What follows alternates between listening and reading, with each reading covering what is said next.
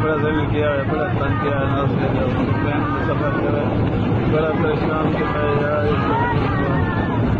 2 घंटे से लगी हुई है शोर, बच्चों को भी तंग कर दिया, बहुत भी कभी जाना शुरू कर दिया, कलमा पढ़ना चाहिए।